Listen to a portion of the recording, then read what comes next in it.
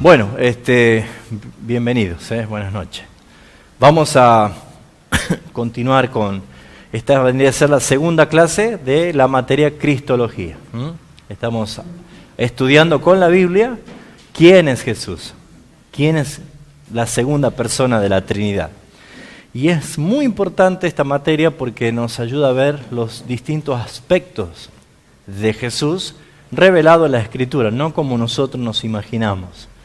Tenemos a veces serias confusiones muchas veces, o malinterpretaciones, o nuestra imaginación nos traiciona cuando tratamos de conocer o comprender algo que es, digamos, con un pensamiento subjetivo como el nuestro, y no yendo a la fuente de la palabra donde Él se da a conocer. Entonces, estamos viendo en esta materia Cristología quién es Cristo, quién es la persona Jesucristo, la segunda persona de la Trinidad. La clase anterior habíamos visto a Jesús como Dios y habíamos visto especialmente lo que la Escritura hacía referencia. Primero, sus atributos, ¿sí? Sus perfecciones, cómo Él demostró que Él es Dios, ¿sí? El Dios preencarnado, el Hijo preencarnado, Jesús, antes de que naciese, ya había expresiones en el Antiguo Testamento, las profecías del Antiguo Testamento, el nombre y los nombres revelados en la palabra muestra quién es, que Él es Dios, ¿sí? También lo que Él dice de sí mismo. Jesús también mostró y enseñó que Él es Dios, y mostrando justamente a través de la Escritura lo que Él mismo decía. Él es el que hace referencia al yo soy, ¿se acuerda que habíamos hecho mención? El yo soy era conocido como el Dios, el único Dios, Jehová de los ejércitos, el Dios del Antiguo Testamento. Y Jesús, Él se presenta como muchas veces como el yo soy la puerta, yo soy el camino, yo soy el agua de vida, yo soy el pan que descendió del cielo, yo soy el buen pastor, todos los yo soy, ¿sí? Entonces, también encontramos que por revelación del Espíritu Santo, hablándole a los apóstoles, formando y estableciendo la doctrina de los apóstoles, la iglesia primitiva aceptó por la fe y creyó y reconoció que Jesús es Dios. En otras palabras, es Dios el que vino a esta tierra. Entonces, hoy lo que vamos a ver es la segunda parte, o sea, la segunda clase de Jesús como hombre. Y es necesario poder entender esto. Si bien es cierto, si preguntamos a nosotros, ¿ustedes creen que Jesús es hombre? Y decimos sí, ¿no es cierto? Pero esto ha traído controversia por muchos tiempos.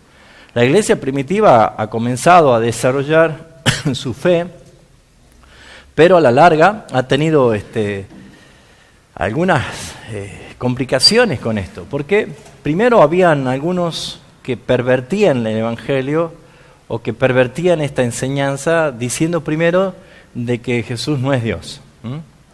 Otros decían, bueno, sí es Dios, pero no es hombre.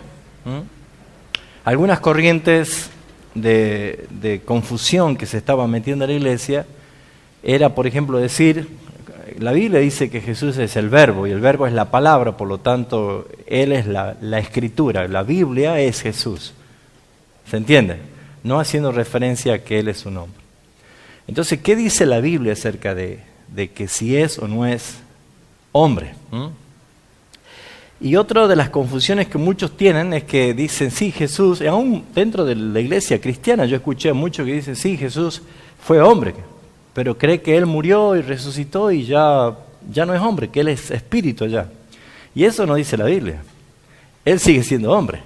Es más, ustedes habrán visto algunas historietas, dibujos o caricaturas que se hacen del juicio final, y habrán visto de que aparece un hombre chiquitito así ante un trono gigante y un hombre gigante sentado, ¿no? Así todo de blanco, resplandor. Lo habrán visto los Chick Publications, ¿no? Habrán visto que esa es la idea, ¿sí? De que Jesús es un gigante así grande. Y nosotros podemos ver que la palabra no dice eso, Él es un hombre. Él es, lo que vamos a desarrollar es que Él es 100% Dios y Él es 100% hombre. Pero este punto de la mentira o de la falsa interpretación o del engaño ha sido un problema en los primeros siglos. Tal es así que en el 451, después de Cristo, se llevó a cabo un concilio en Calcedonia, donde en verdad allí se puso, como en ese concilio, una gran discusión entre muchos obispos y sacerdotes y teólogos que examinaban las cartas y los evangelios y aún el Antiguo Testamento, las profecías, y pudieron llegar a ellos a un acuerdo unánime en el 451, en este concilio, de que Jesús es 100% Dios y es 100% hombre, ¿sí? Acuérdense ustedes que la iglesia primitiva tenía por fe y por revelación del Espíritu Santo una fuerte convicción, por eso es que soportaron tantas muertes, muchos mártires ha habido, y nadie moriría por una mentira. O sea que ellos tenían suficiente convicción, incluso las cartas, por ejemplo, el apóstol Juan, dice lo que hemos visto y lo que hemos oído y lo que nuestras manos tocaron al verbo, al palpante, al Hijo de Dios, es lo que damos testimonio. Entonces hay evidencias de que Jesús es Dios, bíblicas, y hay evidencias bíblicas que Jesús es hombre, 100% hombre. Pero es bueno aclarar también, porque hay muchos cristianos, aún dentro de la religión romana, de que le cuesta imaginar de que Jesús, siendo hombre, tenía necesidades como de hombre, ¿sí? Hay muchos que tienen una imagen muy sacro y muy mística, por ejemplo, creen que Jesús era hueco por dentro, ¿no? Y no, Jesús también se cansaba, tenía hambre, Jesús, como ya vamos a leer la Biblia, así algunas cosas que puse acá en el esquema, pero por ejemplo él sudaba, ¿sí? Y fíjense en ustedes que se cansaba, ¿sí? Entonces una persona que orgánicamente, igual que nosotros, se alimentaba, naturalmente tiene que hacer sus necesidades, ¿sí? Algunos, hasta yo tuve en campamento con jóvenes y todo, y llegaban a preguntarse si realmente Jesús tenía genitales, y por supuesto. Porque nosotros tenemos una idea que cuando Él murió en la cruz estaba como los presentan todas las películas, ¿sí? Totalmente ensangrentado, desnudo, pero con una chiripa acá, y eso no es lo que la Biblia enseña. La vergüenza de la cruz era exhibirlo desnudo totalmente, no tan solo lacerado. Entonces, imagínense si él estaba desnudo y si no hubiera tenido genital, hubiera llamado totalmente la atención a todos los que estaban allí. Entonces hay un concepto que a veces por tener una imagen que decir, no quiero meter mis pensamientos quizás contaminados con algo santo, sagrado, prefiero pensar de que Jesús es hueco por dentro y que era como un muñeco. Y no es así, mis hermanos, ¿sí? Él nació como un bebé, él hizo sus necesidades, él creció, su mamá María, su papá lo bañaron, lo limpiaron, fue un hombre, ¿sí? Entonces hay evidencias bíblicas y hay el por qué él se hizo hombre, por qué él se encarnó realmente. Entonces, lo que sí podemos ver nosotros es que la Escritura nos muestra los contrastes de la vida de Jesús como Dios y como hombre. Y esos contrastes, bueno, poder retenerlo, examinarlo, así que voy a pedir a ustedes que me ayuden también con la Biblia, porque es bueno ver que la Escritura no deja oculto esto, sino que muestra y evidencia de que Jesús es hombre. Él es 100% hombre. Lo primero que tenemos que entender es que Dios es un Dios trino, que significa que es un Dios en tres personas, ¿sí?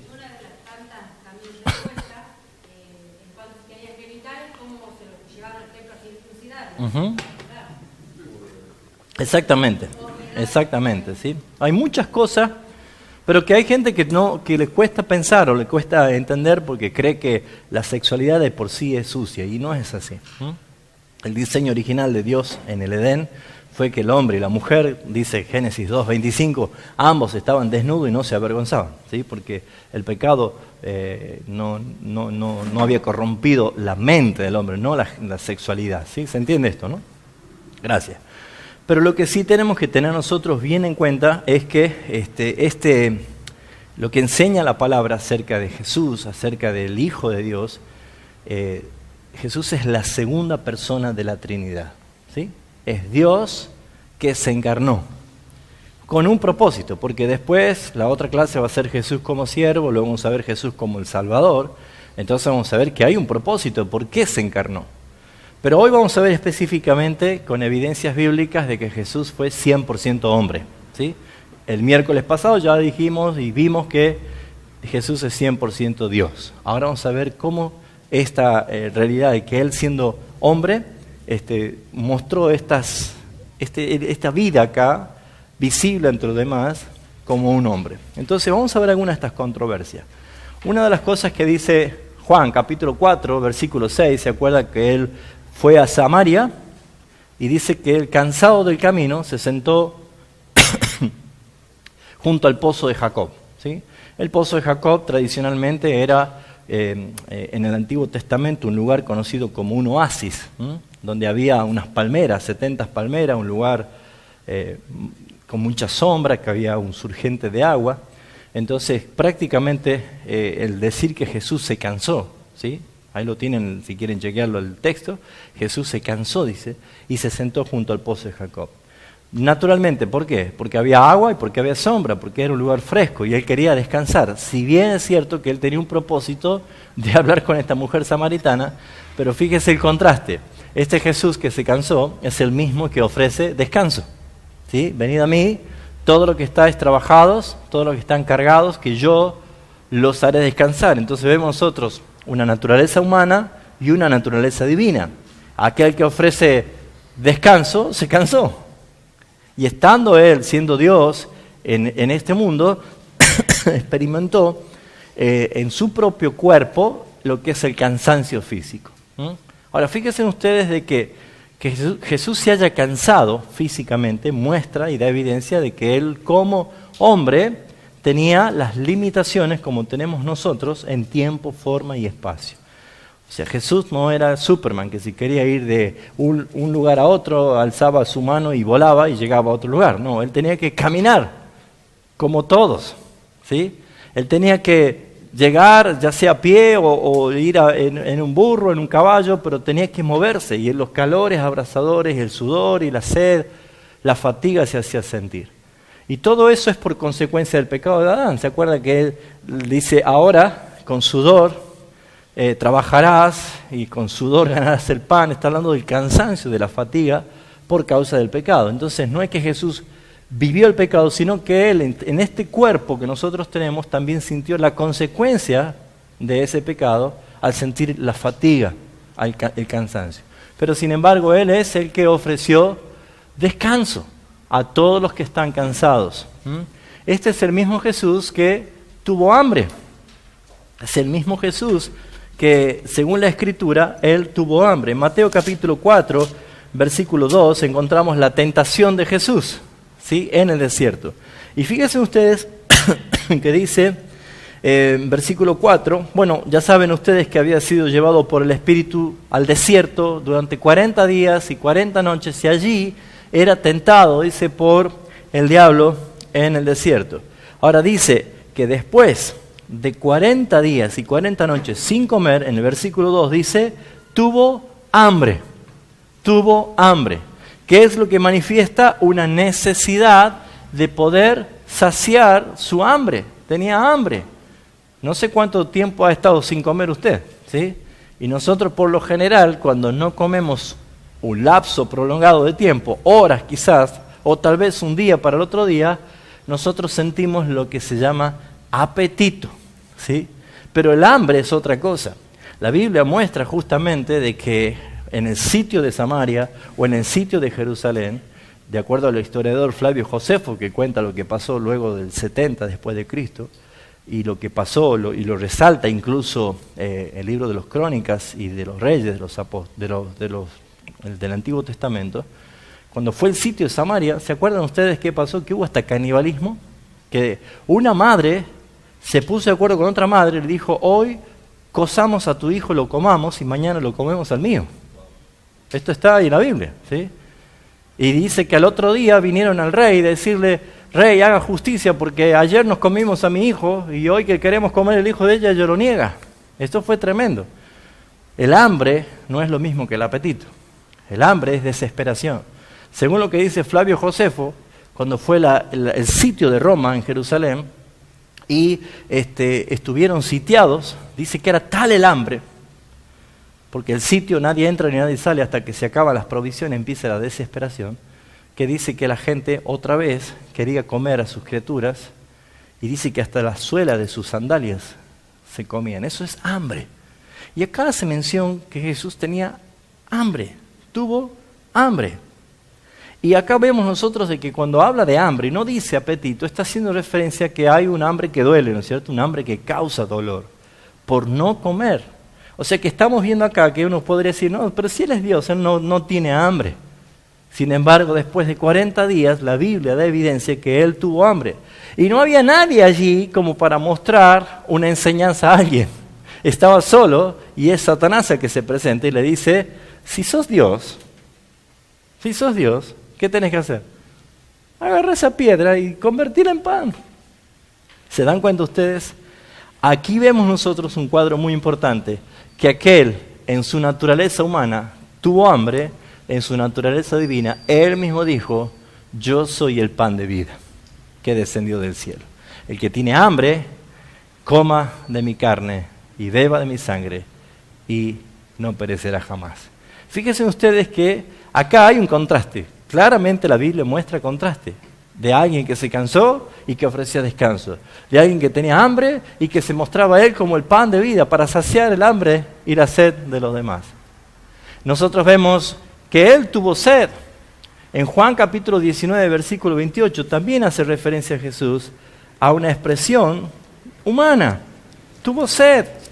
Y Él está mostrando en este grito tan conocido allí en la cruz del Calvario, cuando llegó la hora, Él dijo, tengo sed. 19:28 dice, después de esto, sabiendo Jesús que ya todo estaba consumado, dijo para que se cumpliesen las Escrituras, tengo sed. ¿Sí? Y esa era una expresión humana, el deseo de tener sed. Y mira el contraste, el que tuvo sed se presentó como que Él es el agua de vida, que el que bebe de Él no tendrá sed jamás. O sea que encontramos las dos naturalezas en Jesús. Muchas veces nosotros cantamos a Jesús, hablamos de Jesús, oramos a Jesús, predicamos a Jesús, pero ¿conocemos realmente a Jesús? ¿Conocemos quién es realmente Él? ¿Qué es lo que la Biblia revela quién es Él?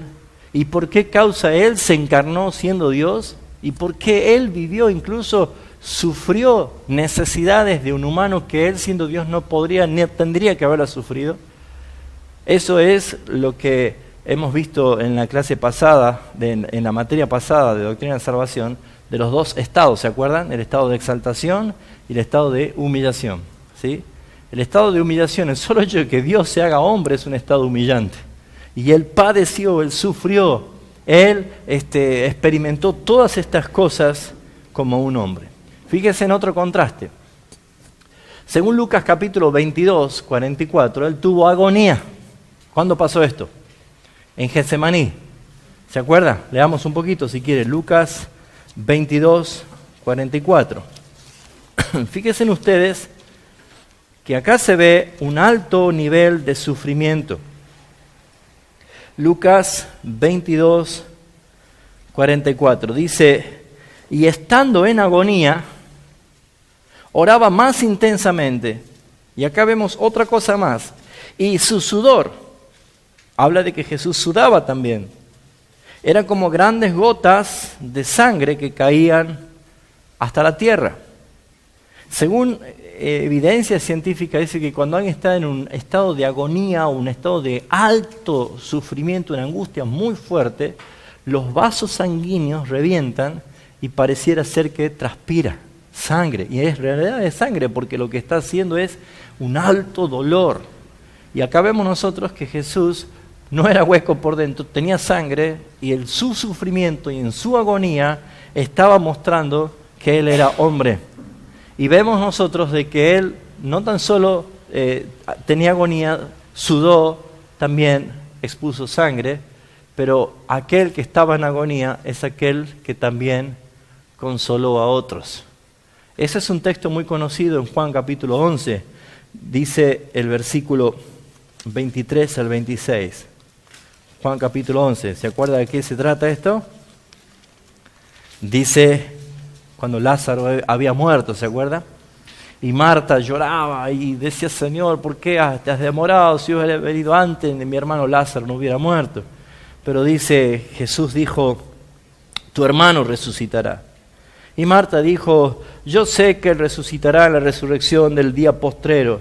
Y le dijo Jesús, yo soy la resurrección y la vida. El que cree en mí, aunque esté muerto, vivirá. Y fíjense en que él estaba hablando de la resurrección de vida, y sin embargo aquí estaba en agonía de muerte. Fíjense en esos contrastes que aparece en la Biblia. Pero no es contradicción, son contrastes. ¿Para qué? Para que veamos las dos caras de la moneda. Para que veamos que Él es Dios y a la vez Él es hombre. Y Él vivió como hombre. Y Él estuvo en esta tierra como hombre. Tenemos muchas veces una invasión de imágenes ficticias que provienen de Hollywood, ¿no es cierto? Y uno puede ver, por ejemplo, películas de los alienígenas, ¿no? Que parecen personas, pero sin embargo no duermen nunca, o no comen nada, o comen bicho, comen otra cosa. Nuestro Señor es Dios que se encarnó y que Él dio evidencia de ser hombre, de la forma en que nació, siendo engendrado. En la segunda persona de la Trinidad se engendró en el vientre de María y se gestó en el vientre de María y creció, nació y creció como un hombre, como un ser humano. ¿Qué más encontramos nosotros? Él crecía en sabiduría. Lucas capítulo 2, versículo 40 nos muestra que Jesús también crecía en sabiduría. ¿Qué quiere decir con esto? Que Él iba de acuerdo al tiempo de su biología, de su niñez, adquiriendo el conocimiento. Eso es obvio entender. Por ejemplo, Jesús no nació aquella noche en Belén y apenas nació dijo, hola mamá, llegué a cumplir el propósito que me envía el Padre. No dijo esto Jesús, no sabía hablar Jesús, no sabía caminar Jesús. Fue llevado a los 8 días para ser circuncidado, Él no fue caminando. ¿Se entiende todo esto? O sea que Él aprendió a caminar, aprendió a hablar, aprendió los modales, aprendió la educación. Y fíjense en lo que dice, y el niño crecía y se fortalecía. ¿Qué quiere decir que se fortalecía? Se amamantaba, comía, se alimentaba. Crecía y se fortalecía y se llenaba de sabiduría. Y la gracia de Dios era sobre Él. Es muy importante ver estos dos términos. Se llenaba de sabiduría y la gracia de Dios estaba sobre Él. Fíjense ustedes, Él es Dios. ¿Cómo es que va a llenarse de sabiduría si Él es Dios? Ahora fíjense ustedes, la Biblia es muy sabia en todos los aspectos. Y ustedes habrán dado cuenta que María, siendo la más bendita entre todas las mujeres, nuestra hermana en Cristo, como podríamos decir, la iglesia romana venera a María y exalta a María por encima, incluso hasta poniéndola en un lugar mucho más arriba que Jesús, tomando de las bodas de Canaán, ¿sí? Lo que cuando le dijeron, hijo, no tienen vino, ¿se acuerdan? Ahora, ¿cómo le responde Jesús a María, su mamá? Le dice, mujer, no le dice mamá, le dice, mujer, ¿qué tienes conmigo? Aún no ha llegado mi hora. Ahora, no le estaba faltando el respeto al decir mujer, porque eso en la cultura hebrea, en ese tiempo, era también una forma de respeto, de decirle a su mamá, con respeto decirle mujer. Pero eso se lo decía en forma íntima. Pero Jesús aquí lo dice públicamente, mujer. Estaba mostrando claramente de que Jesús es el que venía a cumplir un propósito y estaba Él mostrando una dependencia del Padre y no estaba mostrando como que María estaba siendo la que le imponía hacer esto. ¿Se entiende lo que estoy diciendo? ¿Sí? Ya voy a explicar un poquito más acerca de María de acuerdo al concilio, que incluso la Iglesia Católica sabe porque este es un concilio dentro del sacerdocio, ¿no? Ahora fíjense ustedes, se llenaba de sabiduría, dice el versículo 40, y la gracia de Dios estaba sobre Él. Ahora, se tiende a venerar y exaltar a María, pero ¿saben quién era el papel protagonista de la enseñanza de Jesús? No era María, era José. Porque, primero, por el linaje de José era descendiente directo de David. Y María era descendiente de Ruth, la moabita, ¿sí? Ahora, pero de acuerdo a la costumbre hebrea y de acuerdo a la ley, quien debía educar a su hijo, quien debía formar a su hijo y enseñarle las escrituras, a tiempo, fuera de tiempo, como dice Deuteronomio 11, que le enseñarás a levantarse, al acostarte en el camino por donde vaya, la pondrás en las puertas, en los postes, en todo lugar, la palabra siempre, la tarea era del varón, del padre. Y es el padre el que enseñaba e instruía. Entonces fíjense ustedes, Jesús crecía como niño, se fortalecía, ahí está María, lo amamantaba, lo alimentaba, pero se llenaba de sabiduría, ahí está la obra de José.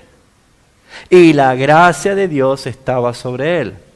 Fíjense ustedes que es muy importante ver que que crecía en sabiduría es el mismo que es un Dios que siempre existió desde la eternidad y siempre estuvo.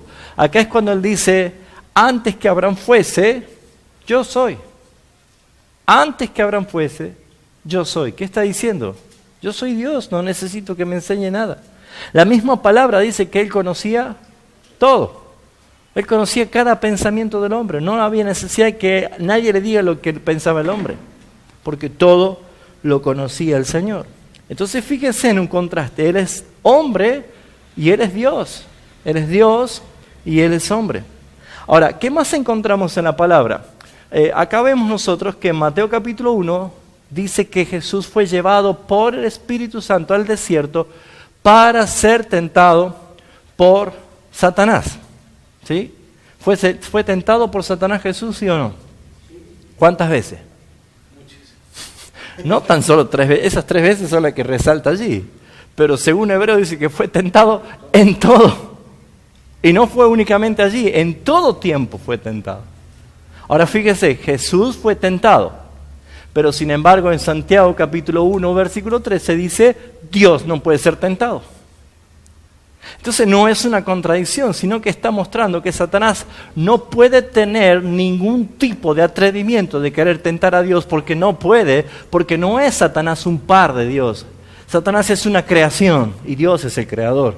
Pero acá vemos nosotros que según el estado de humillación, Jesús voluntariamente se despojó de sí mismo para tomar forma de siervo, hecho semejante a los hombres.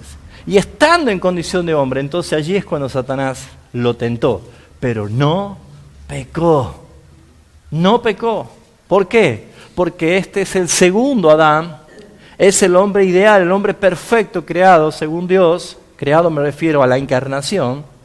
Y no como el primer Adán, que era perfecto, creado por Dios, pero que cayó en la tentación y por el pecado de uno entró la muerte a todos. ¿Se entiende esto? Entonces aquí vemos los contrastes muy importantes para tomar en cuenta. También vemos nosotros que Jesús se limitó a sí mismo en el conocimiento. Jesús es, por ejemplo, el que preguntaba, ¿qué dice la gente que soy yo? ¿Sí? Él quería saber la opinión de los demás. Veamos lo que dice también Mateo 24, 36.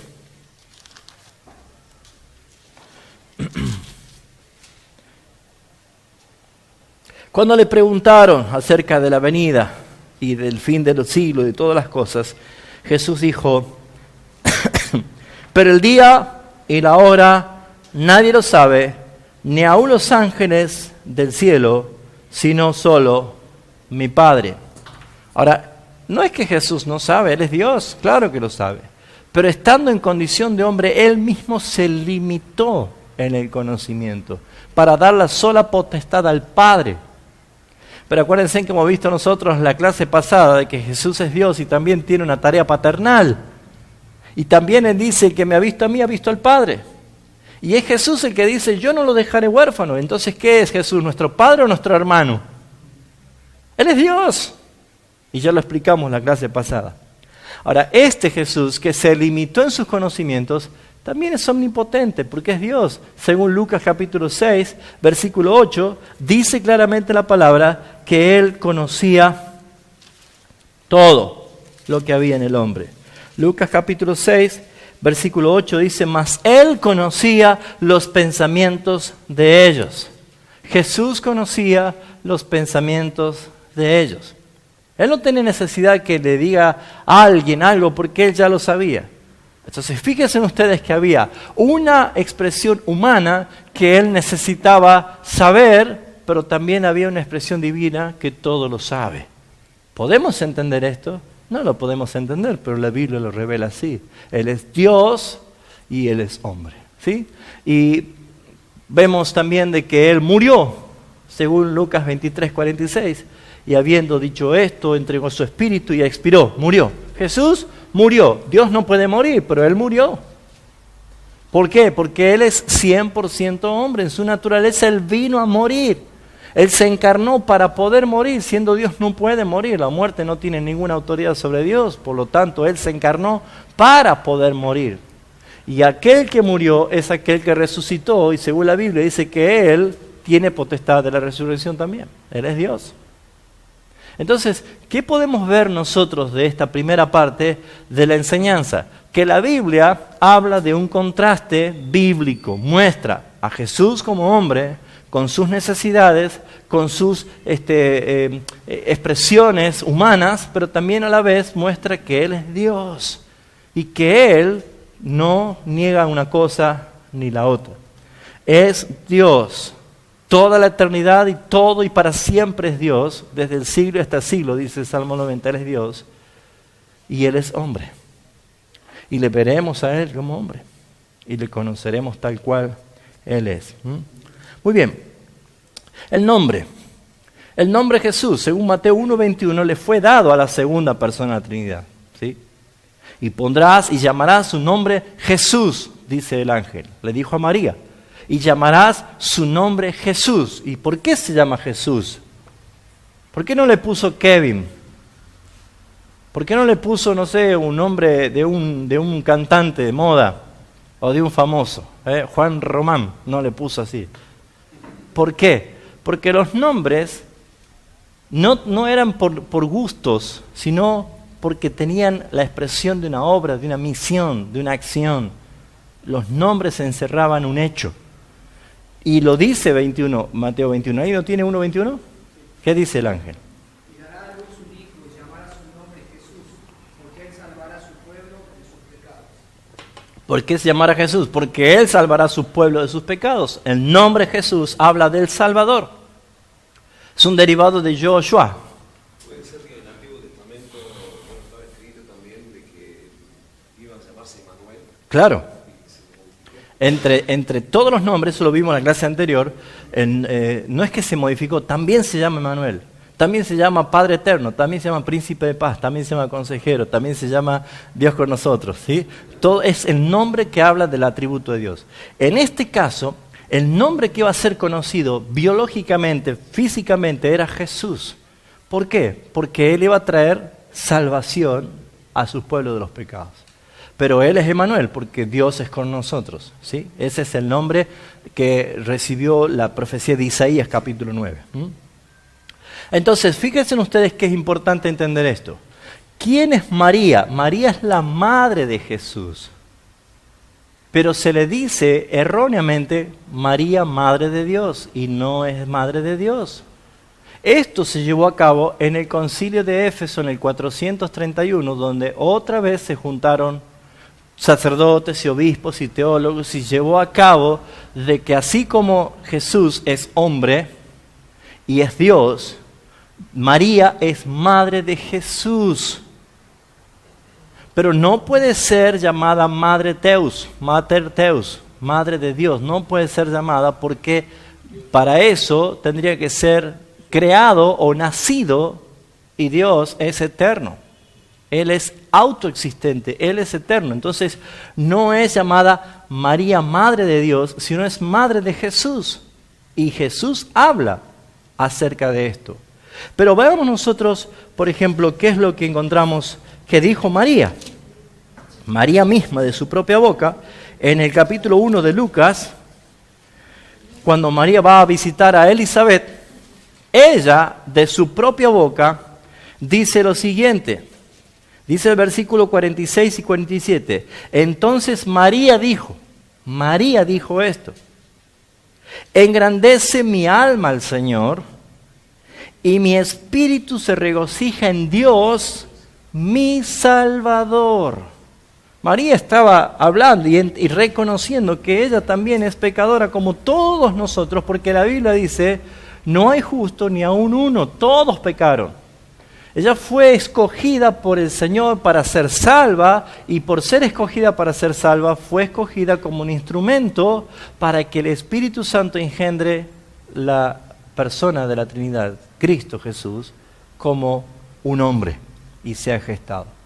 Entonces, el concilio del 431 de Éfeso se hizo por unanimidad otra vez la aceptación de que María, porque todo esto eran puntos de discusiones históricas, que esto pasó mucho tiempo después para que se desvirtúe.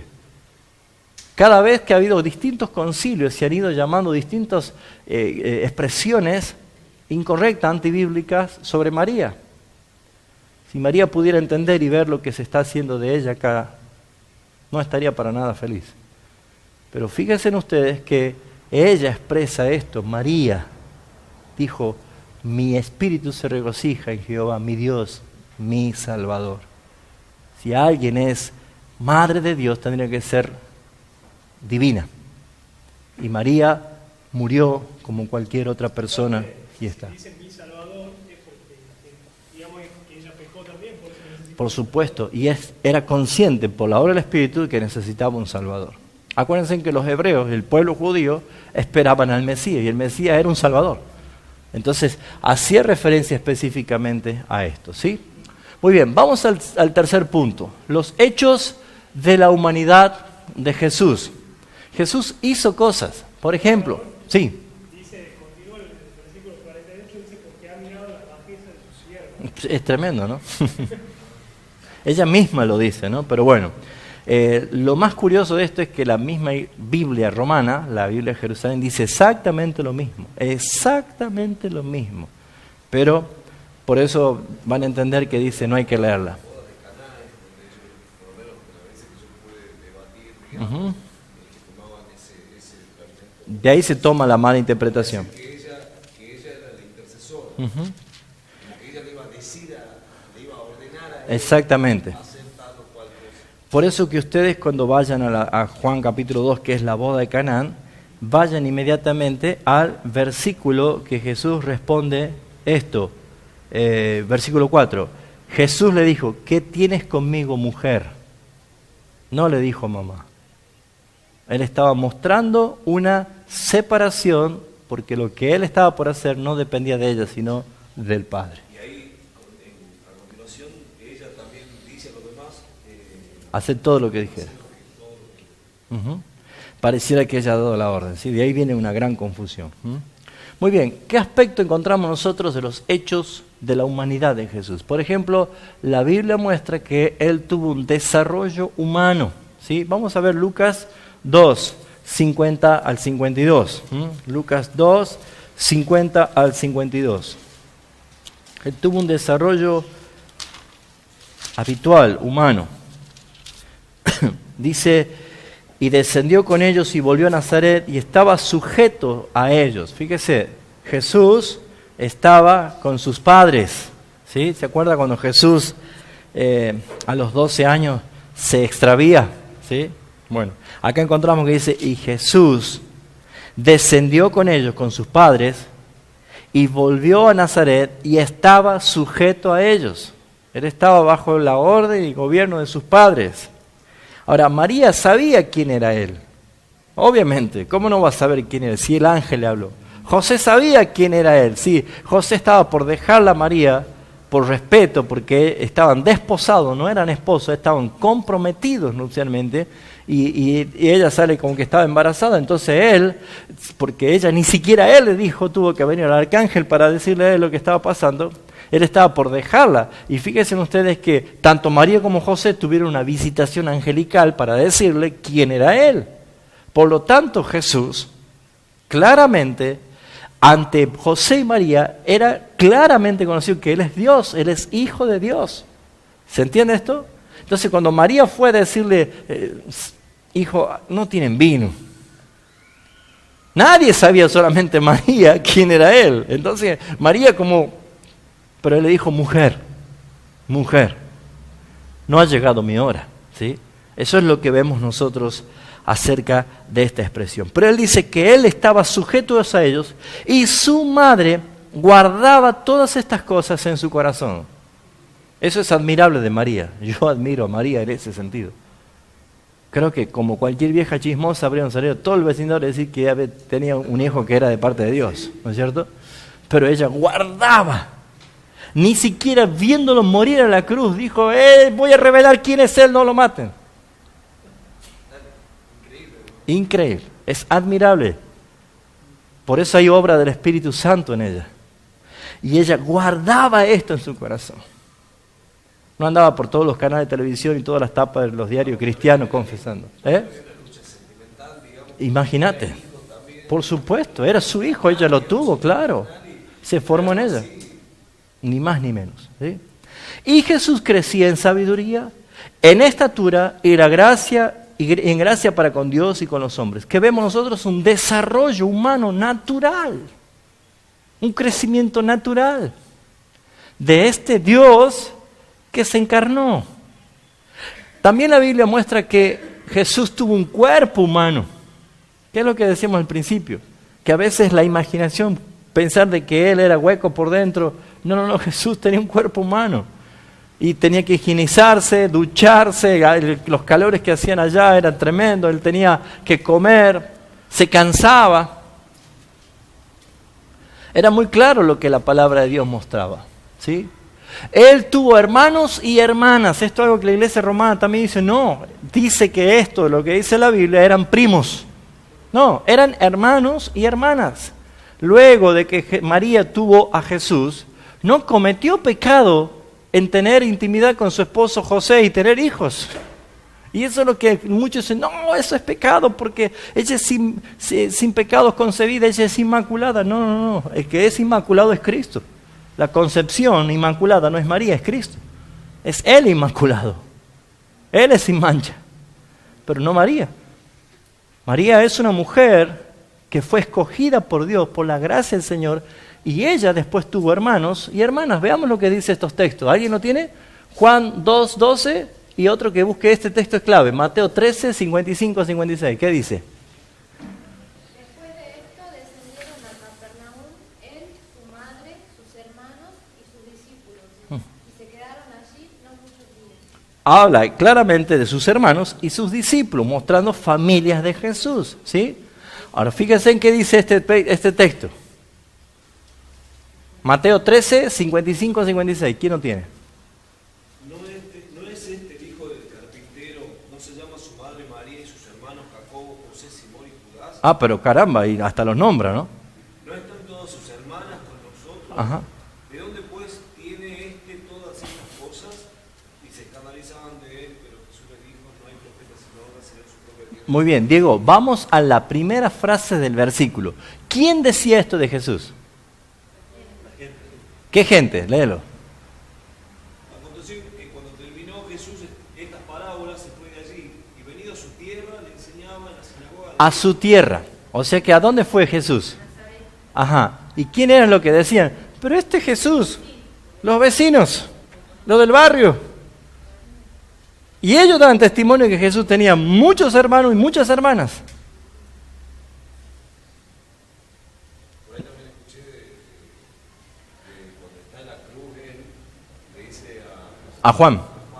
ahí tienes a tu madre, y también eso es Toman fuera de contexto algo para hacer dogma, pero lo que estaba diciendo allí literalmente era el cuidado que tiene que tener, ¿sí? Como si fuera tu madre. Pero acá vemos evidencia que Jesús tuvo hermanos y hermanas. Y uno de ellos es el que escribió la carta del apóstol Santiago, ¿no? Hay algo, bueno, no sé si comentaron, pero bueno, ya lo digo. Pero vuelta hablando con un compañero, le digo yo, si fuera que, porque él me decía que María fue siempre virgen. Le digo yo, sería más admirable José en ese caso, entonces. Exactamente. Sería... Tal cual. Y sí, pero lo que pasa es que el concepto de la iglesia romana es que la sexualidad es sucio, es pecado. Y desde el vamos hay un gran error, ¿sí? La sexualidad, Cuando Dios crea a Adán y a Eva antes del pecado, los hizo sexuados para que incluso su intimidad sexual sea como un instrumento de adoración a Dios. Es más, después del pecado, la carta de los Hebreos dice que Dios, el único lugar en el hogar que bendice, no es ni la heladera, ni la cocina, ni el televisor, ni el microondas, ni el lavarropa. Dice, sea bendita, sea honrosa la cama, el lecho, sin inmundicia. Habla del matrimonio. Que no haya fornicación, que no haya adulterio, está hablando de la cama. ¿Por qué? Porque es la expresión de intimidad. Acuérdense que el matrimonio solamente existe. ¿Saben por qué existe el matrimonio, no? Porque saben que cuando vamos a la gloria van a ser hermanos ustedes, ¿no? Van a ser hermanos por la eternidad. Yo con mi esposa van a ser hermanos. Porque allá habrá un solo matrimonio. Cristo y la iglesia. Entonces, ¿para qué existe el matrimonio? ¿Por qué el diseño es la primera institución que recibe bendición? Para que sepamos lo que es el amor que entrega, el amor que cede, el amor que todo lo espera, que todo lo soporta, esas características del amor. Y está mostrando específicamente de que la intimidad, la expresión que Dios nos permite en la legalidad al hombre y a la mujer tener una expresión de intimidad, es exactamente la misma expresión de intimidad que tenemos nosotros con Cristo en oración, en el Espíritu. Es una relación perfecta. También el otro ejemplo en cuanto a que se habla de María, es como si ella hubiese sido participante en la fecundación de Jesús. No, Dios no usó el óvulo de María, porque si hubiese usado el óvulo de María por medio del Espíritu Santo, hubiese venido pecador también. O sea que solamente se usó para que pueda anidar. La gestación. Sí, lo que había, no se usó el óvulo de María, porque por poco vamos a decir ya que vino el Espíritu Santo, fecundó el óvulo para que no hubo participación de óvulo tampoco de la parte de María. Eso es una expresión extraordinaria, milagrosa. Comparar el tema del lecho sin mancilla, como dice también la palabra, lo dice porque como refleja al matrimonio, como la unidad que Cristo tiene con su iglesia, no se puede poner, por eso es que dice que tienen que guardarse cada uno porque es santo. Es santo. De hecho, en sí, por la comparación que Dios le da. Entonces, por eso es que lo lleva a ese nivel diciendo de que tanto el hombre como la mujer deben de cuidarse porque representan y reflejan en la tierra esa responsabilidad de mostrar el matrimonio como algo santo y puro delegado por Dios. Y esa es la imagen que se debe de cuidar. Tal cual. Ya vamos a ir a la charla de matrimonio después.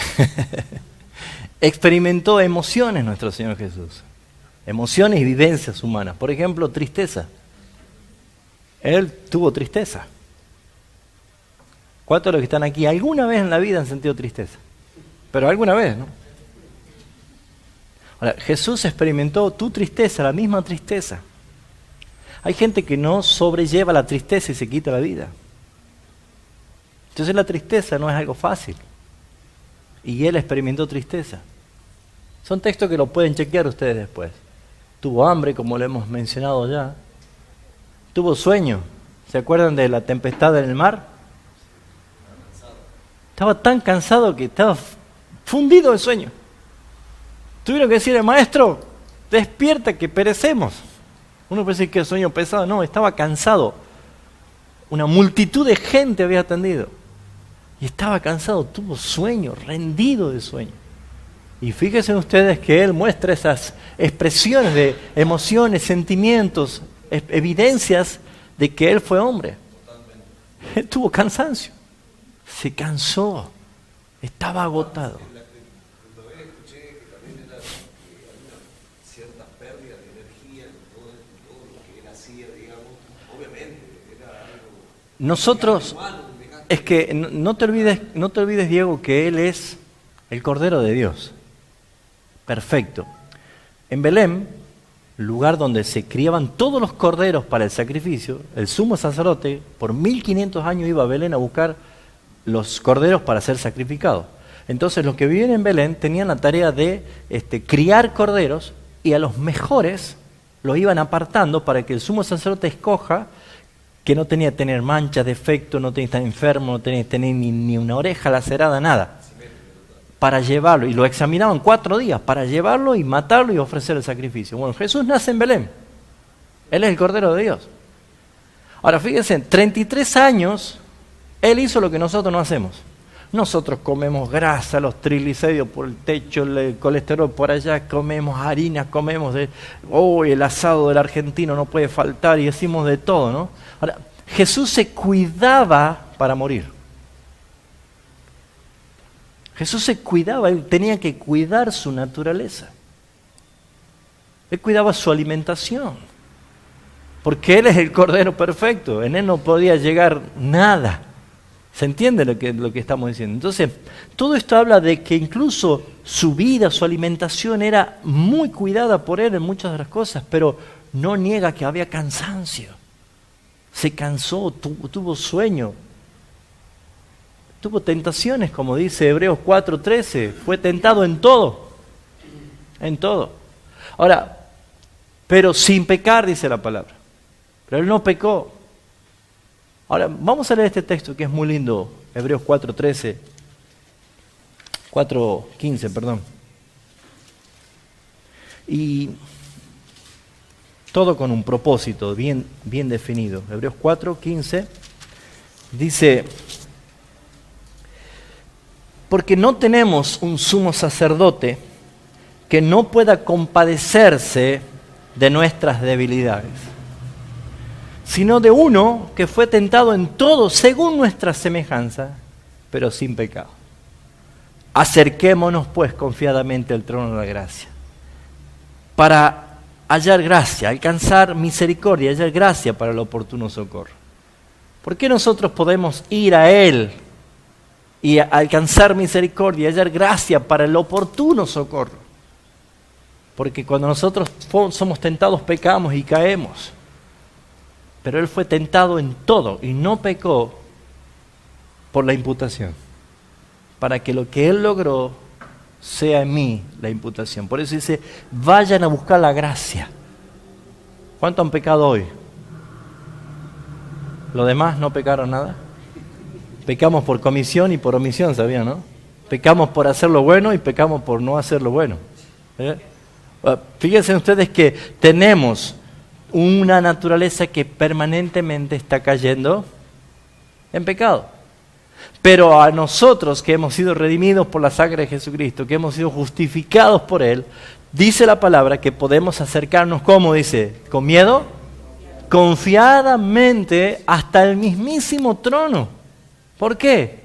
Porque el que pagó por mis pecados, el que pagó por mí, padeció por mí, y lo que Él obtuvo es para que yo pueda obtener, fíjese en la palabra, cómo me gusta esta palabra, para que alcancen misericordia. Según el proverbio dice que el que encubre pecado no prosperará, mas el que lo confiesa y se aparta alcanzará misericordia. Y acá vuelve a utilizar la palabra para alcanzar misericordia. Entonces, uniendo la palabra de Dios, ¿cómo alcanzamos misericordia? Cuando confesamos nuestros pecados. Porque el que encubre pecado, tonto el que encubre porque cree que nadie lo sabe,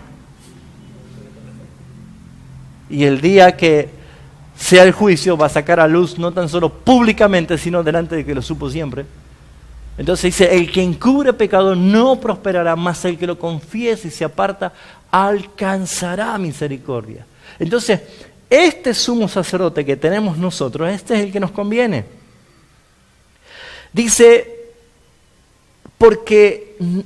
tenemos tal sumo sacerdote que no puede, dice que no puede compadecerse, perdón, estoy leyendo mal, porque no tenemos un sumo sacerdote que no pueda compadecerse de nuestras debilidades. Y está hablando de nuestras debilidades.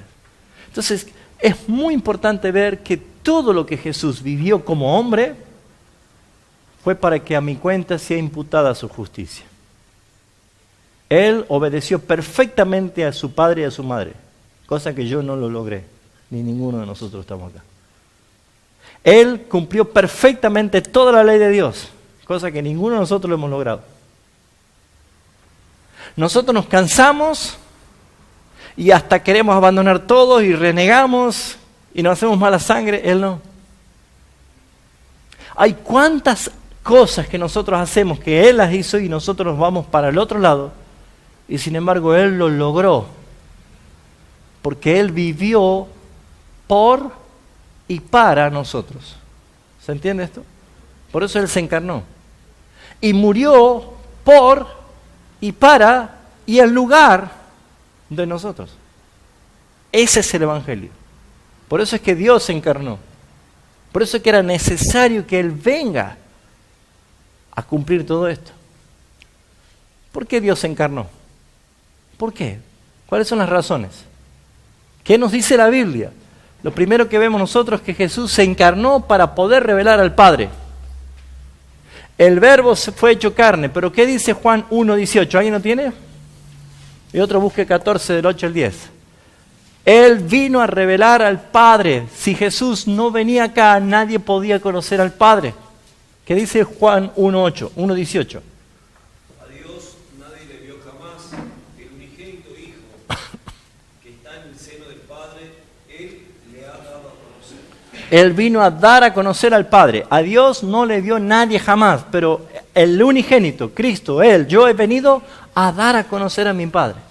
Y este diálogo que Jesús tiene con Felipe acá, ¿se acuerda que le dijo a Felipe? Maestro, muéstranos al Padre. Y ya está, eso no basta, es suficiente, ya está. ¿Y qué le dice Jesús? Felipe, ¿cuánto tiempo he estado con vosotros y no me habéis conocido? El que me ha visto a mí, ha visto a mi Padre. ¿Cómo está eso en la Biblia de los testigos de Jehová? No leí eso, pero seguramente dice lo mismo. Hay algunas palabras que están cambiadas, pero por lo general dice lo mismo, ¿sí? Sería bueno verlo. Yo tengo una en casa. Ese es el principal motivo. Jesús se encarnó para que pudiéramos conocer al Padre. Cuando dice el Verbo fue hecho carne, ¿qué quiere decir que fue hecho?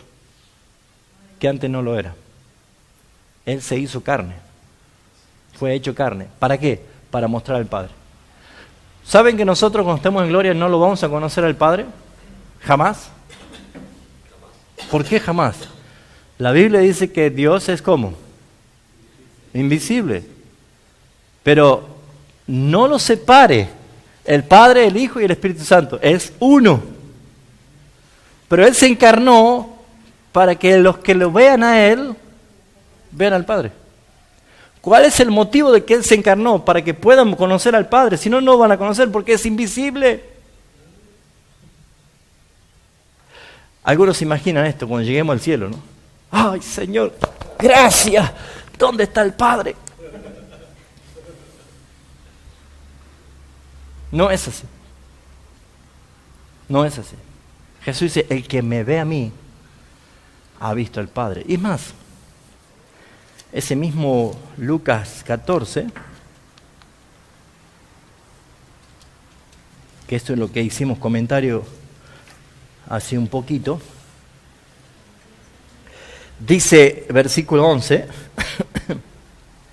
creedme que yo soy en el Padre, yo soy en el Padre, no estoy, soy en el Padre, y el Padre en mí. De otra manera, creedme por las mismas obras. Es muy importante poder leer todo este capítulo 14 hasta el 16 incluso, que Jesús habla permanentemente y habla del Espíritu Santo. Pero Juan, capítulo 14. Juan, capítulo 14. ¿Qué dije yo, Lucas? Pero ustedes escucharon mal todo. Juan, capítulo 14, versículo 11, ¿sí? Juan 14, 11. El que cree en mí, las obras que yo hago, él hará también y aún mayores que estas, porque yo voy al Padre. Es hermoso entender que Él se encarnó para revelar al Padre, para que pudiéramos conocer al Padre. Ahora, ¿ustedes lo conocen a Jesús físicamente? Yo tampoco. Así que vamos a tener un doble privilegio, ¿no? Por eso dice a Tomás, bienaventurados los que no vieron y creyeron. Hablamos de nosotros, ¿no es cierto? Ahora, En el 14:7 ahí dice, si me conocieseis, también a mi Padre conoceríais, y desde ahora le conocéis y le habéis visto. porque ya está. Él vino a mostrar al Padre. Él es la imagen visible del Dios invisible, dice la palabra. Él es Dios. Yo hasta hace una semana, bueno, dos, que había escuchado que me imaginaba el trono más chiquito de Jesús y el trono... Claro, sí, porque tenemos esa idea en la cabeza. El trono grande del Padre, el más chiquito acá, y una paloma dando vueltas. Y no es así, ¿sí? No es así. También Él vino a pagar la deuda del pecado, ¿sí? Él vino a pagar, había una deuda, el pecado nos hizo ser deudores, y la deuda es tan grande que es eterna. Y esa es tan imposible de pagar a nosotros que Dios el Padre no envió a un arcángel o a 10 arcángeles o a todos los ángeles para que paguen esa deuda porque no les alcanza. El hombre pecó, un hombre debe morir y pagar. No es justo de que si el hombre pecó pague un ángel, ¿o no? No, ¿no es cierto? Escuché una vez en un audio que decían, creo que era el testigo de Jehová, que Jesús era un ángel, o sea, que era el ángel Miguel. Sí. Y si es un ángel, no, o sea, se contradeciría a la Biblia porque él debía ser hombre para morir como hombre en la cruz. El Antiguo Testamento es conocido como el ángel de Jehová, pero es ser no encarnado, preencarnado, ¿sí? Pero en la persona del Hijo ya encarnado, Él es Jesús, ¿sí? Ahora, fíjense en que Él vino a pagar la deuda. Él vino para que se pueda cancelar la deuda. Vamos a tomar estos dos textos rapidísimos, ¿sí? En Romanos 3, 23 y 24 vemos nosotros que esto fue una orden o un acuerdo, mejor dicho, de la pluralidad de Dios. Es el Padre que quiso glorificar su nombre con esta obra de justificación. Dice, por cuanto todos pecaron, todos, y están destituidos de la gloria de Dios. Son deudores, no pueden pagar, están condenados. O sea, nosotros hemos nacido condenados. Nace un bebé y nace condenado, según la Escritura. No hay justo ni aún uno. Ahora, siendo justificados gratuitamente por su gracia, nosotros fuimos justificados gratuitamente. En otras palabras, nosotros no nos costó nada. Pero el mismo texto dice, mediante, ¿cuál fue el medio? La redención. ¿Qué es la redención? Un pago. O sea que nosotros no pagamos nada, es gratis, pero alguien pagó por nuestra redención. Dice, mediante la redención que es en Cristo Jesús. O sea que quien pagó por mí es Cristo. Él vino, se encarnó para pagar la deuda del pecado, para que podamos ser justificados. Y dice el versículo 25, ¿a quién? ¿A quién? Dios puso como propiciación por medio de la fe en su sangre. Si habla de sangre, habla que hay derramamiento, por lo tanto fue ofrecido en holocausto por el sacrificio por nuestros pecados. Por eso dice, para manifestar su justicia a causa de haber pasado por alto en su paciencia los pecados pasados. El otro texto es muy importante, Colosenses 2, 3 y 14. ¿Alguien lo tiene? Y a vosotros estamos muertos en pecado y en la incircuncisión de vuestra carne, os dio vida juntamente con él, perdonando todos los pecados, anulando el acta de los decretos que había contra nosotros, que nos era contraria, quitándola del medio y clavándola en la cruz. Es glorioso lo que hizo. Si Él no se encarnaba, no podía anular el acta de los decretos que nos era como contraria. Teníamos algo en contra, estábamos condenados. Él vino a pagar nuestro rescate, exactamente. Él vino a pagar nuestro rescate. Por eso es que, ¿por qué Dios se encarnó? Para revelar al Padre y para pagar la deuda de nuestro pecado. ¿Sí? Aparte, para reconciliar al hombre con Dios, había una ruptura. El hombre es pecador, inmundo, sucio, depravado, y Dios es santo, santo, santo. Y según Isaías 59, 2 dice, vuestros pecados y vuestras iniquidades han provocado una separación entre Dios y el hombre. Es lo que hizo en Edén. Expulsó a Adán y a Eva, pecadores, de la presencia santa de Dios. Lo expulsó. Lo que dice acá, fuimos destituidos, separados, quitados, arrancados. ¿Sí? La palabra no me sale en este momento, pero ¿cómo se llama cuando lo sacan a un rey de un trono? Destituidos. Ahí está. Destituidos, sacados de los privilegios, sacados de la herencia. El pecado nos apartó de Dios. Por lo tanto, cuando estábamos separados, la Biblia dice que por naturaleza éramos enemigos de Dios.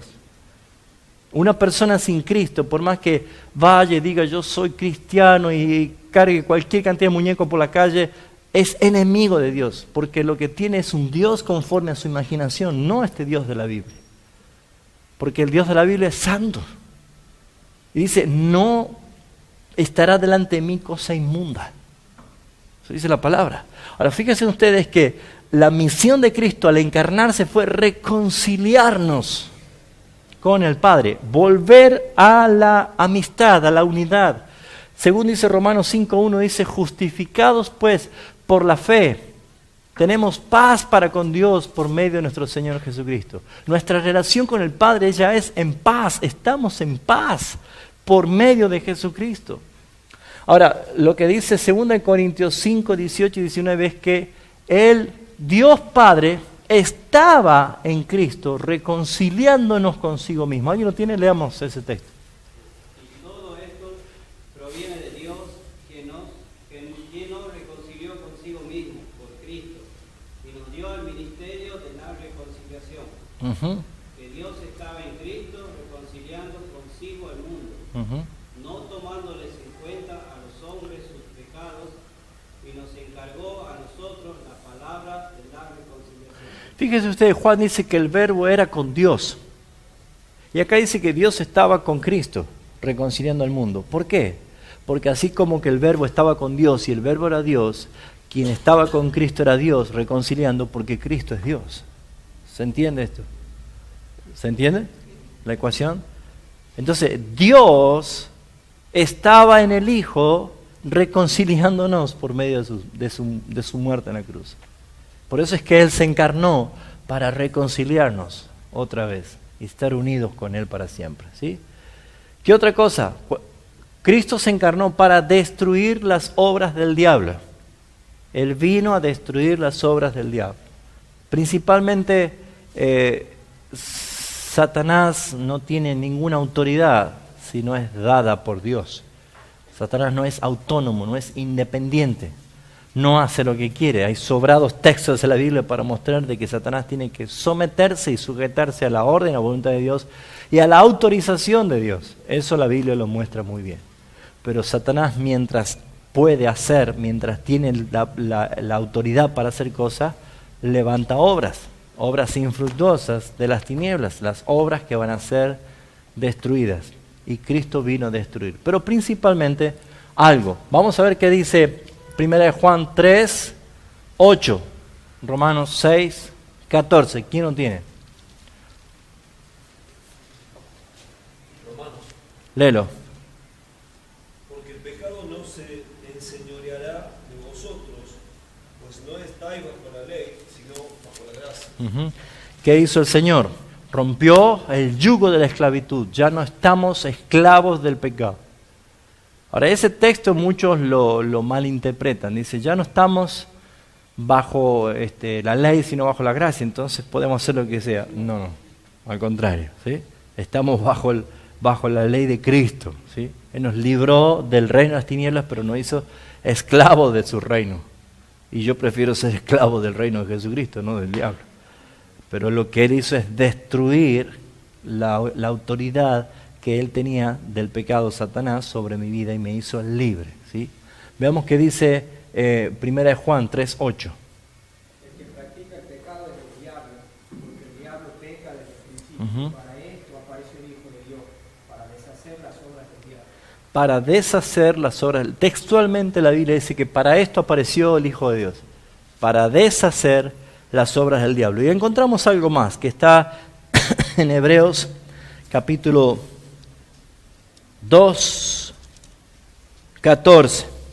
Dice, así que por cuanto los hijos participaron de carne y sangre, Jesús también participó de lo mismo, para destruir por medio de la muerte al que tenía el imperio de la muerte, esto es, al diablo.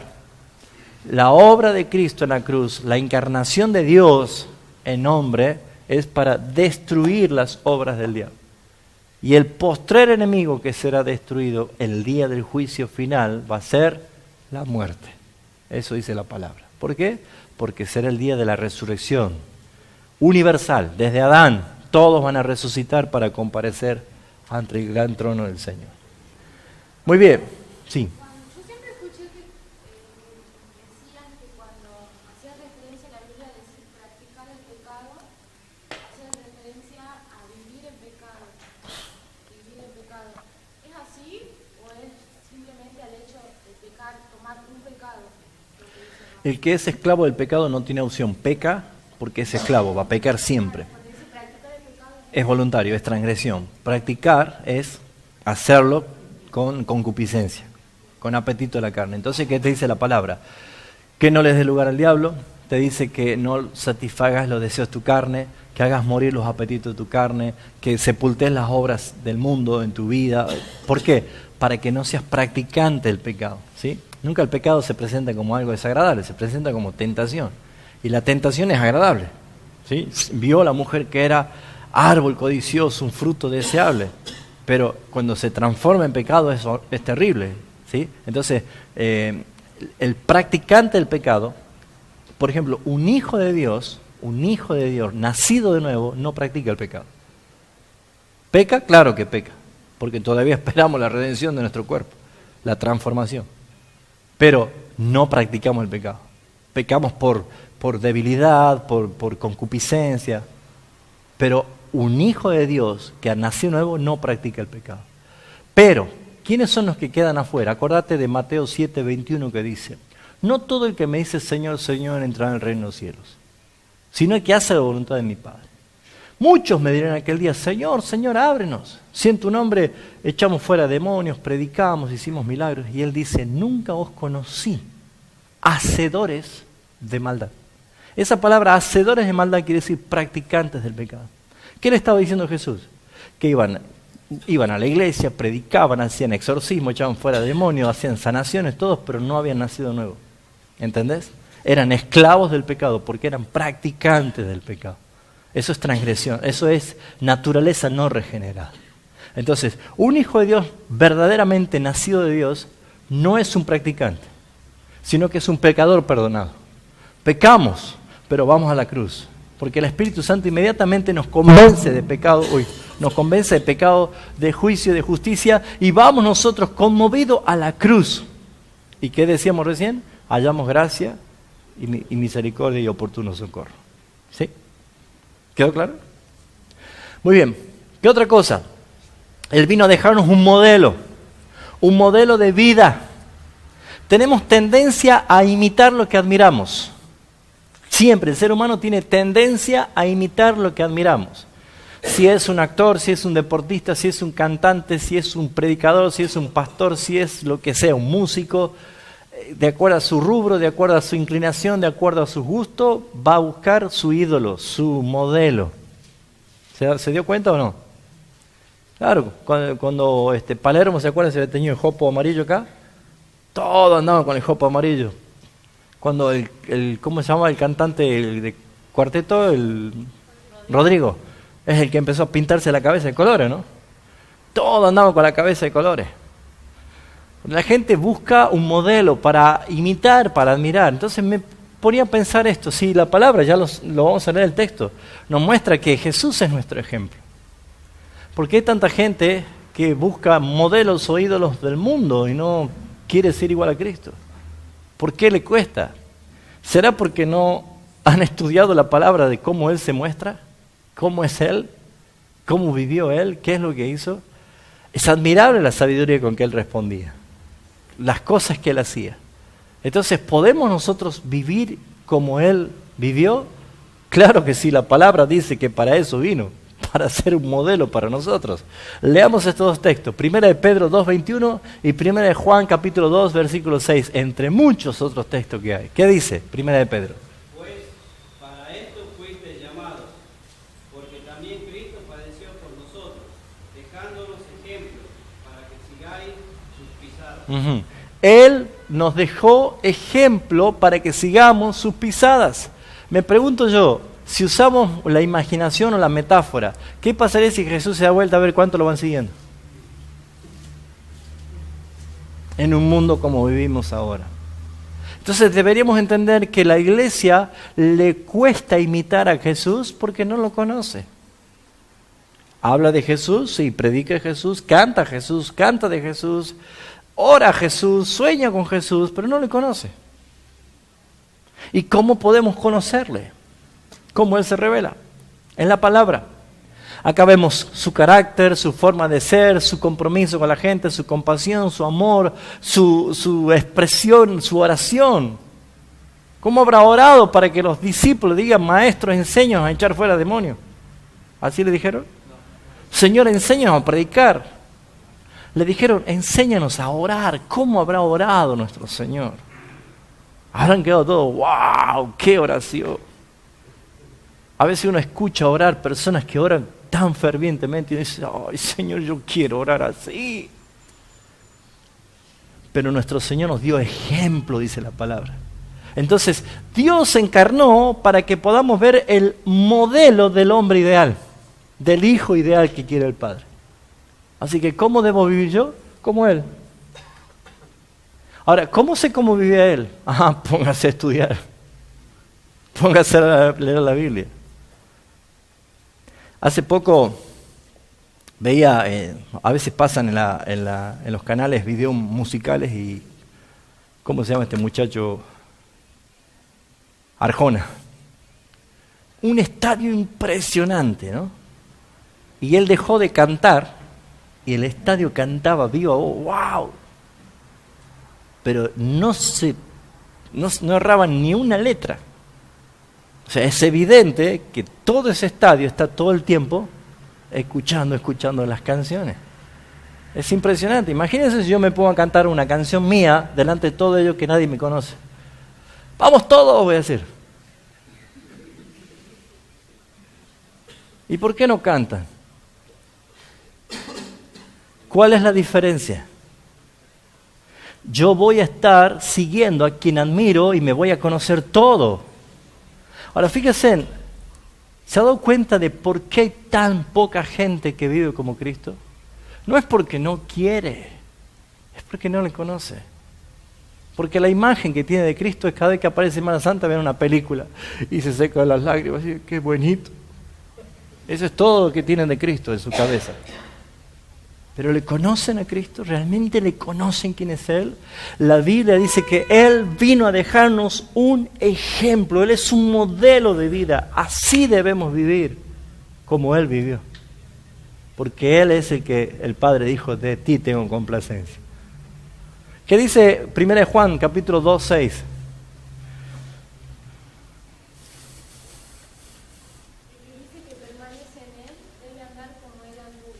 Santo Padre de Gloria. Podríamos hacer una pregunta a ese texto, ¿no? ¿Quién permanece en Él? Levanta la mano. Estamos todos, ¡fua! Levantamos las manos. A ver cómo anda usted. ¿Se da cuenta que la palabra es un espejo del alma? La Biblia es un espejo. Es el único libro que ofende al hombre porque dice la verdad. Es el único libro que condena y a la vez da salvación. Por eso que este libro es vivo. Si hacemos esta pregunta en cualquier iglesia multitudinaria cristiana, decimos, ¿quién está en Cristo? Levante la mano. Y van a levantar 4 manos si está un pulpo allí, ¿no? Pero, ¿qué dice la postdata? Porque hay que leer la postdata siempre, ¿no es cierto? Debe andar. Ahora levanta la mano, ¿quién está en Cristo? Por fe, hermano, levantamos la mano. Siempre tenemos excusas, ¿no? Bueno, ¿por qué nos muestra estos textos? ¿Por qué está esta palabra allí? ¿Por qué debemos ser imitadores de Cristo, como dijo Pablo? Sed imitadores de mí, así como yo de Cristo. ¿Por qué encontramos un texto como ese? Para que digamos, nadie puede imitar a Jesús, nadie. Y Pablo dice, para que no digan eso, él escribe, sean imitadores de mí, como yo soy de Cristo. Entonces se nos termina el argumento, ¿no es cierto? Tendríamos que nosotros imitar a Pablo, porque él imita a Cristo, ¿no es cierto? Amén. Ya se puso dura la clase, ¿no? Pasemos al punto siguiente. Él vino, se encarnó para servir como sumo sacerdote. Es muy lindo lo que dice la carta de los Hebreos, les recomiendo que se la lean toda, ¿sí? Pero especialmente cómo muestra que Cristo es nuestro sumo sacerdote. Él es el sumo sacerdote que nos convenía. Él. Vamos a ver algunos textos. Hebreos 2:17. Por lo cual debía ser en todo semejante a sus hermanos, para venir a ser misericordioso y fiel sumo sacerdote. Para ponerle pausa, ponerle emoción, así como si estuviera dando una carta de amor a tu esposa. A ver. Por lo cual Ajá. debía ser en todo semejante a sus hermanos, para venir a ser misericordioso y fiel sumo sacerdote. Él tenía que ser, ¿cómo? No, antes. Antes, hay una palabra. En todo. En todo. Nunca se olviden de las palabras claves que aparecen en los textos para interpretar. Dice, por lo cual debería ser en todo. ¿En todo? En todo. Semejante a sus hermanos. Esto para que nadie lo destripe a Jesús de que él era hueco por dentro, que no tenía emociones, de que... No. Él era en todo semejante a nosotros. Lo único que era diferente a nosotros es que él no pecó. Jamás. Pero en todo. En todo. A él le costaba levantarse en la mañana. Estaba cansado y le costaba. Seguro. Seguro que en algún momento María le dijo cuando era chico, no quiero sopa. Lo que pasa es que tenemos nosotros demasiada fantasía en la cabeza y nos cuesta entender, y hasta que no veamos que Dios se encarnó, no vamos a poder ver la obra del sacerdocio que tiene a favor de nosotros. Porque pensamos que Él no me entiende. Yo pienso que Él no comprende lo que yo estoy viviendo. Entonces, bueno, tengo que contarle porque no sabe. Y la palabra dice que en todo, semejante a nosotros. Lo único que no es semejante, lo único que no es igual a nosotros es que Él jamás pecó. Pero en todo, dice, semejante a nosotros, semejante a sus hermanos. ¿Para qué dice Ángel? Para venir a ser misericordioso y fiel sumo sacerdote. ¿Para qué se encarnó? Para venir a ser, ¿qué más? Fiel y misericordioso. ¿Sabe por qué es misericordioso? Porque Él sabe lo que nosotros vivimos. ¿Has pasado momentos de angustias terribles? ¿Has pasado momentos de dificultad? ¿Has pasado un momento de tristeza? Él lo sabe. Eso te está diciendo el texto. Él lo sabe. Por eso es que Él es misericordioso con vos. Cuando vos decís, a mí nadie me quiere, a Él también lo rechazaron todo el mundo. En el planeta Él fue la persona más odiada, ¿sabían ustedes? Pidieron por un delincuente como Barrabás que lo liberen y que lo maten a él. ¿Es suficiente prueba esa? Cuando hace una semana le decían, ¡viva el rey! Por los milagros y todas las cosas que había hecho con ellos. Si usted está pensando, a mí nadie me tiene en cuenta, Él entiende todo eso. A mí nadie me escucha. ¿Cuántas veces decimos eso, no? ¿Y a Él lo escuchaban realmente? ¿Por qué lo seguían? Él llegó a decir, ustedes me siguen porque yo doy de comer nada más. Porque alimentaba a las multitudes, ¿no? Pero ¿quieren seguir mis discípulos? Ya saben qué tienen que hacer. No le quedaba a nadie. ¿Por qué? Él entiende, Él conoce. Hermanos, esto es muy importante que se lleven de que Él se encarnó para que Él sea misericordioso y fiel como un sumo sacerdote. Imagínense, vayamos 1500 años atrás antes de Jesús. Los sumos sacerdotes que cumplían el ritual de todos los años presentar el cordero, matarlo, ponerlo sobre el propiciatorio, hacer las oraciones, todo. Era un hombre, como dice Hebreo, y se morían. Y después venía otro sumo sacerdote y se moría, venía otro más y se moría. Pero no era omnisciente. Fíjense en que ese sumo sacerdote estaba sacrificando y confesando los pecados, pero ¿cuántos millones eran de las 12 tribus? ¿Qué cantidad de gente había? Él sabía lo que estaba pasando, Juancito, allá en la tribu de Isaacar. ¿Sabía él? ¿Se compadecía por lo que estaba pasando? No, si ni lo conocía capaz. Pero Dios, que todo lo sabe, que todo lo ve, que todo lo conoce, que está en todo lugar, Dios se encarnó para experimentar nuestras necesidades, nuestros dolores, nuestro sufrimiento, nuestra angustia, nuestras soledades, para ser misericordioso y fiel sumo sacerdote. Qué bonito es esto. Y dice, en lo que a Dios se refiere, para expiar los pecados de su pueblo. Qué hermoso. Mire, vamos al 9. Hay muchos textos, a ver si les leo alguno más. Por ejemplo, el 8, el 5, 5.1. Hay muchísimos textos, ¿sí? Dice el 5.1, porque todo sumo sacerdote tomado entre los hombres es constituido a favor de los hombres, en lo que a Dios se refiere, para que presente ofrendas y sacrificios por los pecados, para que se muestre paciente para con los ignorantes y los extraviados, puesto que Él también está rodeado de debilidad. O sea, la función del sumo sacerdote es estar a favor de los hombres. Cristo es nuestro sumo sacerdote para estar a favor de nosotros, a favor de nosotros. Veamos otro texto más, a ver el capítulo 8. Ahora pues, el punto principal de lo que venimos diciendo es que tenemos tal sumo sacerdote que se sentó a la diestra del trono de la majestad de los cielos, ministro del santuario de aquel verdadero tabernáculo que levantó el Señor y no el hombre, porque todo sumo sacerdote está constituido para presentar ofrendas y sacrificios, por lo cual es necesario que tenga pero que también tenga algo que ofrecer. Está hablando de los sumos sacerdotes terrenales. Necesitan tener algo que ofrecer. Si no había cordero, no había sangre de los corderos, ¿con qué se iba a presentar, no es cierto? Bueno, dice, versículo 6, pero tanto mejor ministerio es el suyo, el de Cristo, por cuanto es mediador de un mejor pacto, establecido sobre mejores promesas, porque si aquel primero hubiera sido sin defecto, ciertamente no habría procurado lugar para el segundo. ¿Qué es lo que está diciendo después? Que Él no entró con sangre de machos cabríos ni de becerro, entró con su propia sangre. ¿Se entiende esto, no? Versículo 11 y 12. Pero estando ya presente Cristo, sumo sacerdote de los bienes venideros. ¿Saben qué significa bienes venideros?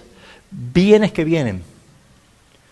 Él es el que gestiona las bendiciones para nosotros. Del Padre para nosotros. Es nuestro mediador entre Dios y los hombres, el que intercede por nosotros.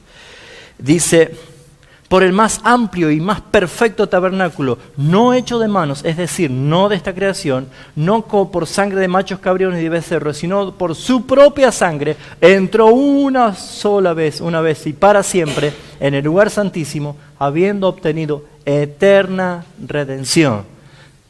Lo que encontramos nosotros es que su sacerdocio es perfecto y es lo que nos hacía falta, porque es Dios que se encarnó y vivió para y por nosotros. Jesús no se bautizó en el Jordán porque tenía pecado, sino para identificarse con el pecado desde Adán, porque Él iba a morir en la cruz del Calvario. Muy bien, vamos a ir terminando ya, ¿sí? El último punto es la unión hipostática de Cristo. ¿Qué significa hipostático? Eso tiene una palabra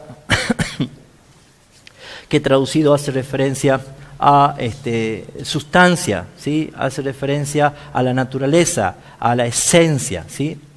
Jesús es el único que tiene esta unión hipostática, es el único que es Dios y es hombre, 100%.